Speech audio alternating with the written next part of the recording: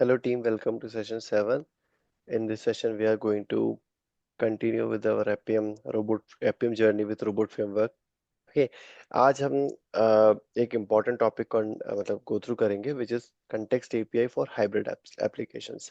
ठीक है, so APM के जितने भी आपको कमांड या यहाँ पे कीवर्ड्स दिखते हैं, ये सारे कीवर्ड्स और कमांड जो है वो आपके नेटिव एप्लीकेशन जो भी नेटिव ऐप होते हैं उसके लिए डिजाइन किए गए होते हैं।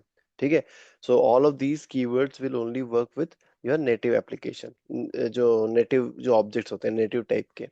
बट अगर आपको किसी ऐसी एप्लीकेशन को ऑटोमेट करना है जो कि हाइब्रिड है, हाइब्रिड मतलब क्या होता है कि भाई ये आपके नेटिव शेल के अंदर एक वेब पेज लोड हुआ रहता है और उसके अंदर आपका वेब एप्लीकेशन चल रही होती है। तो अगर आपको ऑटोमेशन टेस्टिंग करनी है, you want to automate the test of this kind of application, तो आपको कंटेक्स्ट एपीआई समझना बहुत जरूरी है and you need to understand how we can switch the context from the native to hybrid and from hybrid to native. आपको यहाँ पे context switching करनी पड़ेगी। ठीक है, सो you know what is hybrid app, right? Hybrid app gives the ability for developers to embed the web content inside of the platform native app frame. ठीक है, platform native app frame मतलब कि जैसे अगर आप iOS टाइप की application की बात करें, तो उसमें जो शेल रहेगा वो आपका iOS टाइप का रहेगा, जो उनका रहता है एप्पल वालों का, और अंदर आपका वेब वेब पेज चल रहा होगा। ठीक है, सिमिलरली फॉर एंड्रॉइड, आपका एंड्रॉइड का शेल आउटर में रन हो रहा होगा और उसके अंदर जो है आपका वेब का कंटेंट लोड हो रहा होगा। ठीक है, टू लेवरेज वेब टेक्नोलॉजीज और existing web content for some or all of the app functionality. अब इसमें ऐसा होता है दोस्तों कि ऐसा नहीं कि अगर हाइब्रिड ऐप है तो आप ऐसा अज्यूम नहीं कर सकते कि पूरी की पूरी एप्लीकेशन ही हाइब्रिड होगी। कुछ पार्ट को हाइब्रिड रख सकते हैं और कुछ पार्ट को नेटिव रख सकते हैं। ठीक है, तो you need to understand that. ठीक है, next है mixing modes within a single application can make it difficult for automation tools that are designed to target the native elements and behaviors. So same thing कि यार automation tools के लिए very difficult होगा to work with this context. अलग अलग context के अलग अलग सेम कीवर्ड आपके अलग अलग कंटेक्स्ट में काम नहीं कर सकते हैं। आपके जितने भी कीवर्ड्स बनाए गए होते हैं वो आपके नेटिव के लिए बनाए गए होते हैं एपीएम में, तो वो नेटिव पे ही काम करेंगे। अगर आप उनको हाइब्रिड वाली एप्लीकेशन पे रन करने का ट्राई करोगे तो दे वोंट वर्क। ठीक है, सो एपीएम ने क्या करा है आपको, it gave you some set of APIs for working with different app modes called context. Application mode बोल लो चाहे कंटेक्स्ट बोल लो, तो आपको एपीएम ने कुछ की सेट ऑफ कीवर्ड्स दिए हैं जिनको यूज करके आप कंटेक्स्ट को स्विच कर सकते हो, किस करंट कंटेक्स्ट में उसको गेट कर सकते हो और लिस्ट ऑफ कंटेक्स्ट को गेट कर सकते हो कि अभी कितने कंटेक्स्ट मेरे एप्लीकेशन में लोडेड है। ठीक है, सो सबसे पहला कमांड है यहाँ पे गेट कंटेक्स्ट। देखना यहाँ पे ये प्लूरल है, इसको ध्यान रखना। और मतलब ये सिंगुलर प्लूरल वाला मतलब जो एस है सिंपल सा जो लगा होता है लास्ट में, उससे पूरा मीनिंग चेंज हो जाता है आपके कीवर्ड का। ठीक है, so please pay attention to that. So get context जो प्लूरल वाली अपना कीवर्ड है, ये क्या करता है दोस्तों, ये आपको ये list of all available context return करता है। ठीक है, अब जो लिस्ट रिटर्न कर रहा है, ध्यान देना ये लिस्ट रिटर्न कर रहा है। ठीक है, तो रिटर्न टाइप बहुत इंपॉर्टेंट है, इंटरव्यू का बहुत मतलब फेवरेट क्वेश्चन होता है कि भैया जो कीवर्ड है या जो भी फंक्शन है वो क्या वैल्यू रिटर्न कर रहा है, किस टाइप की वैल्यू रिटर्न कर रहा है। ठीक है, तो ये दोनों चीजें आपको अंडरस्टैंड करना बहुत जरूरी है। ठीक है, तो ये क्या रिटर्न कर रहा है, लिस्ट, और ये किस टाइप की लिस्ट रिटर्न कर रहा है, it is returning a list of strings. ठीक है, इसको ऐसे भी बोल सकते हैं कि अरे ऑफ स्ट्रिंग या list of string, in terms of robot framework we can call it a list. ठीक है, लिस्ट क्या होती है, order elements, collection of ordered elements होती है list.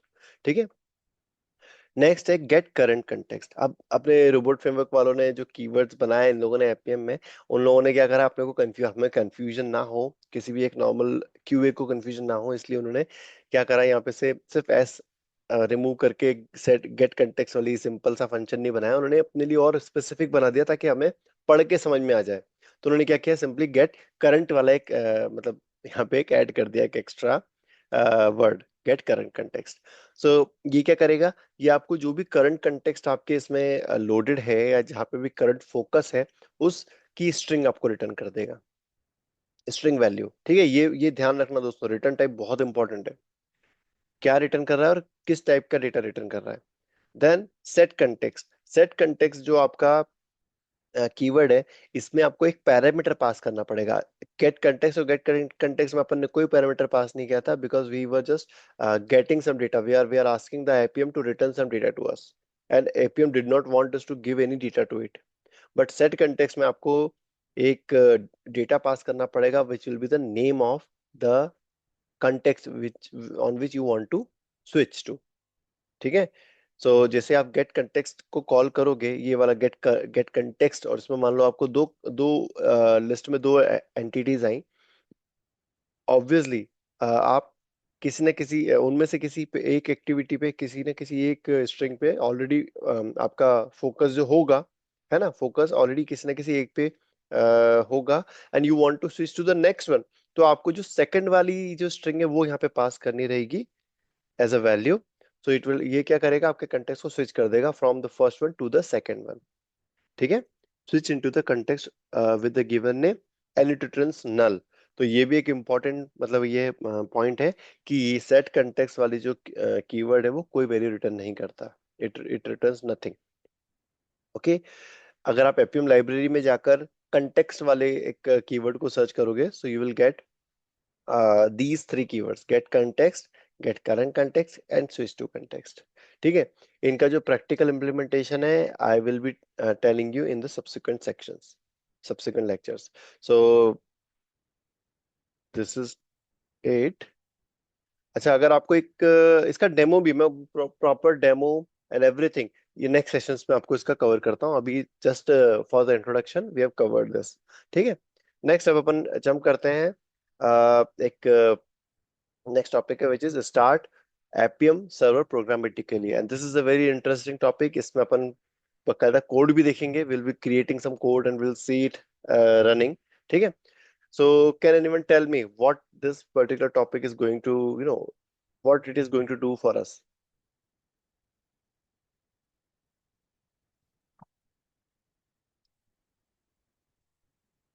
Okay, It silence will will. s- it will Try. start the APM server with using the Code. yeah, code. Absolutely right। ठीक है। देखो अभी क्या करते हो, आपको अगर कोई भी टेस्ट केस रन करना है दोस्तों, तो उसके लिए आपको क्या करना पड़ेगा, एक चेकलिस्ट होती है, उस चेकलिस्ट को जब तक आप सेटिस्फाई नहीं करोगे, you won't be able to run your test, है ना। क्या चेकलिस्ट है? सबसे पहले तो आपको अपने एपीएम सर्वर को स्टार्ट करना रहेगा, your Appium server needs to be in the running state. Second है, आपको जो भी आपका एमुलेटर या फिजिकल डिवाइस है उसको रनिंग, मतलब स्टार्ट करना रहेगा। इट शुड बी, अगर एमुलेटर है तो भैया एमुलेटर आपका फायर्ड अप हो जाना चाहिए, and you should see the window like this, है ना। इस तरीके की विंडो आपको दिखनी चाहिए आपके एम्यूलेटर की, है ना। या फिर अगर फिजिकल डिवाइस है, तो फिजिकल डिवाइस आइदर वायर्ड वे में या वायरलेस वे में आपका जो भी आपका डेस्कटॉप है या आपका मशीन है, लैपटॉप, उससे कनेक्टेड होना चाहिए, राइट। तो ये सेकंड चेकलिस्ट का सेकंड पॉइंट है, आपके अंदर चेकलिस्ट का सेकंड पॉइंट है ये, कि आपका एम्यूलेटर या फिजिकल डिवाइस रनिंग स्टेट में होना चाहिए and it should be connected, right. तीसरा है कि भैया ऐप जो है वो आपकी इंस्टॉल्ड होनी चाहिए आपके डिवाइस पे, मोबाइल डिवाइस पे, या फिर उसकी एप्लीकेशन की एपीके आपके पास अवेलेबल होनी चाहिए, है ना। ये चेकलिस्ट है, right, before even starting your test case. तो दोस्तों, इनमें से ये जो ग्रीन वाला पार्ट है ना, हम इन दो ग्रीन वाले पार्ट को देखो, जो सेकंड थर्ड वाला पॉइंट है ना, ये हम ऑलरेडी ऑटोमेट कर चुके हैं।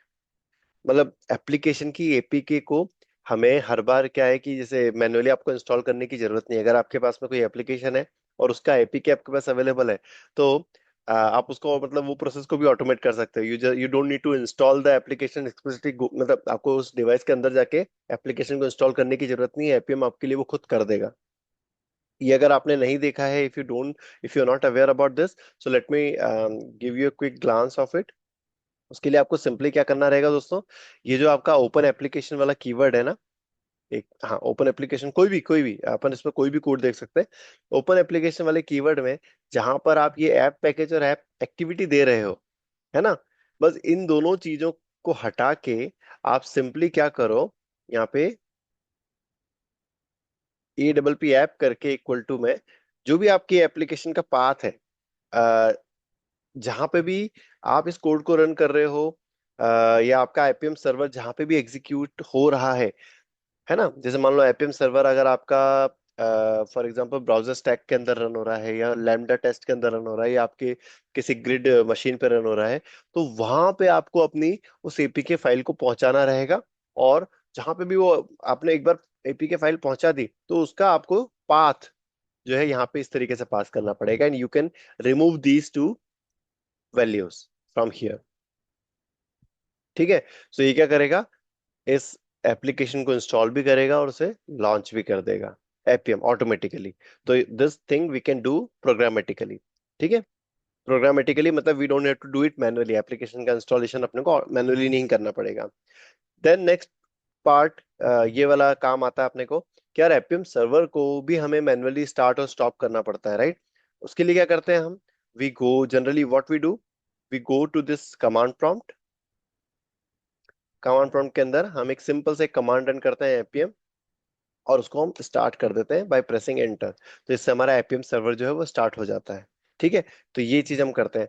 अच्छा, एक चीज और बता दूं मैं आपको, कि हम इस पूरे सेशन में, इस पूरे मतलब सीरीज में, हम एपीएम डेस्कटॉप को यूज नहीं कर रहे हैं, because it is deprecated after this APM version two के लॉन्च होने के बाद से एपीएम जो सर्वर आपका डेस्कटॉप वर्जन जो रहता है एपीएम सर्वर का, उसको सपोर्ट करना बंद कर दिया एपीएम टीम ने। सो उसमें जो भी मॉडर्न फीचर्स यहाँ पे मिल रहे हैं अपने को, वो नहीं मिलेंगे एपीएम टू के। जो मॉडर्न फीचर्स हैं वो आपको डेस्कटॉप वाली एप्लीकेशन में नहीं मिलेंगे। So they have deprecated it, and so they encourage us to use this command line tool, this APM. ठीक है। और इसको इंस्टॉल कैसे किया था हमने, we use the NPM package manager of Node. उसके थ्रू हमने इसको एपीएम को स्टार्ट किया था, सॉरी इंस्टॉल किया था हमारी मशीन में। ठीक है। इसको स्टार्ट करना बहुत सिंपल है, आपको बस यहाँ पे कमांड प्रॉम्प्ट पे आना है, एपीएम वाला कमांड डालना है और एंटर करना है, तो your Appium server will start. ठीक है। So while starting this Appium server, you can give several parameters such as, आप यहाँ पे पोर्ट भी डिफाइन कर सकते हो, कि मान लो मुझे अभी जब मैंने प्रीवियसली रन किया था तो ये 4723 पर रन हुआ था, बट दिस 4723 पोर्ट अवेलेबल नहीं है, I want to run it to some different port. So आप इस तरीके से पोर्ट भी चेंज कर सकते हो। बस आपको हाइफन हाइफन पोर्ट करके स्पेस देके पोर्ट का जो वैल्यू वो देनी रहेगी। ठीक है। So now you can see कि ये वाला कमांड मैंने यहाँ पे रन किया था।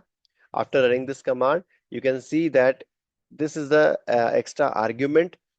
It got passed automatically, and in this argument you can see that we have passed this port as 4724, and here you can see that using this port our APM server है started. ठीक है। तो ये भी एक important interview का question है, आपसे इंटरव्यू पूछ सकता है कि एपीएम सर्वर को अगर मुझे पोर्ट चेंज करना है तो कैसे करेंगे। तो बस एक सिंपल सा ये एक, जब भी आप एपीएम सर्वर स्टार्ट कर रहे हो तो वहां पे आप एक फ्लैग प्रोवाइड कर दो, एक आर्ग्यूमेंट प्रोवाइड कर दो, पोर्ट हाइफन हाइफन पोर्ट, और उसकी वैल्यू दे दो स्पेस करके, राइट। एक और पैरामीटर जो कि हम बहुत फ्रीक्वेंटली पास करते हैं टू वाई लॉन्चिंग और APM server, which is allow CORS, cross origin resource sharing policy, इसको बोलते हैं CORS। ठीक है।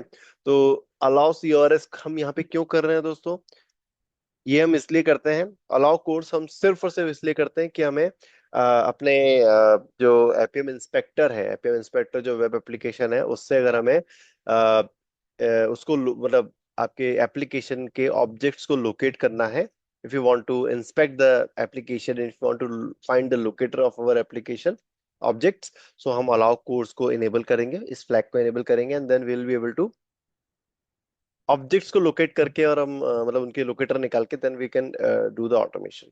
ठीक है। ये हमारे लिए तभी इंपॉर्टेंट है। बट अगर आप वो कर रहे हो, आई मीन कि if you are just running your test, so I will everybody will tell you don't allow this course, इसको मत करना अलाउ। ठीक है। ये सब तभी करना जब आप एलिमेंट का लोकेटर आइडेंटिफाई कर रहे हो, बस। जब आपका एक काम खत्म हो गया तो ये अलाउ कोर्स वाला फ्लैग जो है इसको मत देना, अदरवाइज आपका जो एपीएम है वो, इट कैन बी, आपके डिवाइस को हैक किया जा सकता है, and it will pose a security risk. ठीक है। So is it clear to you कि किस तरीके से हम यहाँ पे पोर्ट डिफाइन कर रहे हैं, किस तरीके से हम कोर्स डिफाइन कर रहे हैं। अब ये जो पूरी प्रोसेस आपने करी है दोस्तों, आपने क्या करा, कमांड प्रॉम्प्ट को फायर करा, उसके अंदर एक कमांड रन करा, एंटर प्रेस किया, और फिर जब आपका पूरा काम खत्म हो जाएगा तो what you will do, you will close this command prompt, right. तो ये जो काम हम कर रहे हैं, इस काम को भी हम ऑटोमेट कर सकते हैं। कैसे करेंगे? रोबोट फ्रेमवर्क उसके लिए कोई भी कोड हमें प्रोवाइड नहीं करता है. There is nothing in robot framework which you can do that for us. But what we can do, since robot framework is a Python based tool, so what we can do, we can create a Python code which can do this for us, and we can call that Python code in our robot framework. ठीक है. सो ये चीज हम कैसे करेंगे? यहाँ पे देखो, हार्डली 7-8 लाइन का एक कोड है. ठीक है. एंड इस 7-8 लाइन के कोड में आप देखोगे तो ये 7-8 लाइन का कोड आपके एपीएम सर्वर को स्टार्ट भी कर देगा, and it will also stop it. ठीक है. And you will be able to call this particular Python code using your robot framework code itself. You don't need to write anything extra to run this. ठीक है. सो अब यहाँ पे एक चीज और बता दूं मैं आपको, कि मैंने यहाँ पे क्लास का मतलब कंसेप्ट यूज करा है. मैं चाहता इसको तो डायरेक्टली पाइथन में, जरूरी नहीं कि आप ये क्लास वाला सिंटेक्स यूज करो और क्लास के अंदर चीजों को डिफाइन करो. You can directly you could have directly created Python file, and you could have defined these two functions in it. But मैंने क्या करा, यहाँ पे क्लास को मतलब यूज करा है, so that we can leverage some object oriented programming के फीचर्स को हम यहाँ पे लेवरेज कर सकें. तो यहाँ पे हम कुछ ऑब्जेक्ट ओरिएंटेड प्रोग्रामिंग के फीचर्स को हम यहाँ पे लेवरेज कर रहे हैं. Let me tell you that. हम सबसे पहले तो इनकैप्सुलेट कर रहे हैं हमारे. अच्छा, क्लास क्या करती है? क्लास, अच्छा, पहली चीज तो हम ऑब्जेक्ट ओरिएंटेड प्रोग्रामिंग के कुछ 5-6 फीचर्स होते हैं, जैसे कि क्लासेस को यूज करना, ऑब्जेक्ट्स को यूज करना, एनकैप्सुलेशन, एब्स्ट्रैक्शन, देन आपका इनहेरिटेंस एंड पॉलीमॉर्फिज्म. राइट. तो ये कुछ फीचर्स होते हैं जो कि अगर आप यूज कर रहे हो इन सम वे, इन one way or another way in your code, then you can say that you are using the principles or features of object oriented programming. ठीक है. तो उनमें से कुछ फीचर्स हम यहाँ पे यूज कर रहे हैं, जैसे कि एनकैप्सुलेशन. मतलब व्हाट वी आर डूइंग, हम इन दोनों जो फीचर है हमारा, सिमिलर टाइप का फीचर है, एपीएम सर्वर से काम करने वाले जो फीचर्स हैं उन्हें उन्हें हमने क्या किया, एनकैप्सुलेट करा और एक कैप्सूल के अंदर पटक दिया. That capsule is APM server manager.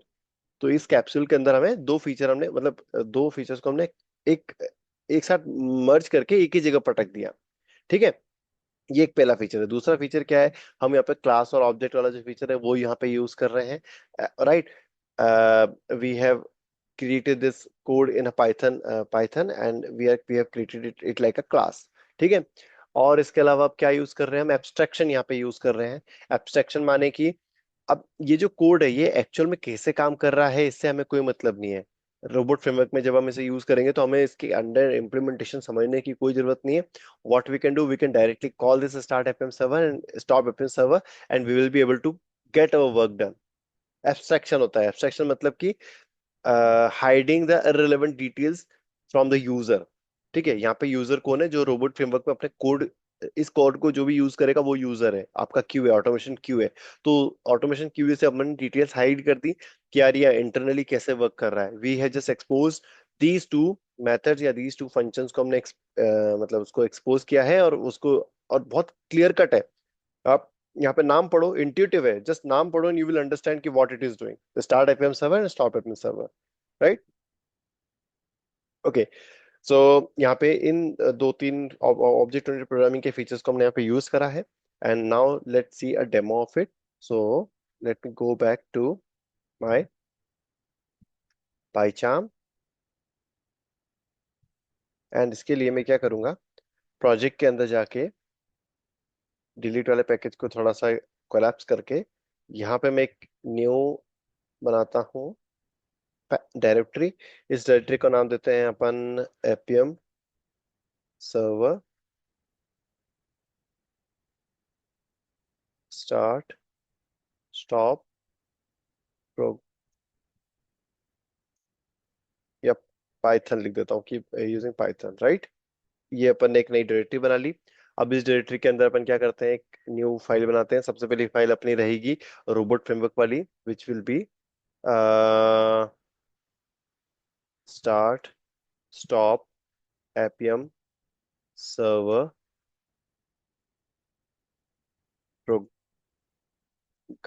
Programmatically dot robot.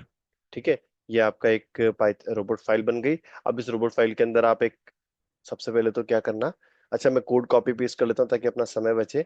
So first of all will let's copy this variable वाला सेक्शन. ठीक है। इस वेरिएबल वाले सेक्शन में अपन ने एपीएम सर्वर की URL, platform, device name, package, app activity, automation name, सारी इन्फॉर्मेशन यहाँ पे अपन ने ऑलरेडी दे रखी है। देन नेक्स्ट अपन क्या करते हैं, टेस्ट केस वाले सेक्शन को भी कॉपी कर लेते हैं, which is this, and let's paste it here. ठीक है। अब ओपन एप्लीकेशन जो है वो आपको एरर देगा क्योंकि ये अभी इंपोर्टेड नहीं है, तो आप कंट्रोल स्पेस मार के इसको एंटर कर लो एंड यहाँ पे आपकी लाइब्रेरी इंपोर्ट हो जाएगी ऊपर। ठीक है। So using this we have saved our little bit time, right. अब नेक्स्ट क्या करना है अपने को दोस्तों, It यहाँ is पे एक going और, to stop in 1 minute. ठीक है। So let's rejoin, okay.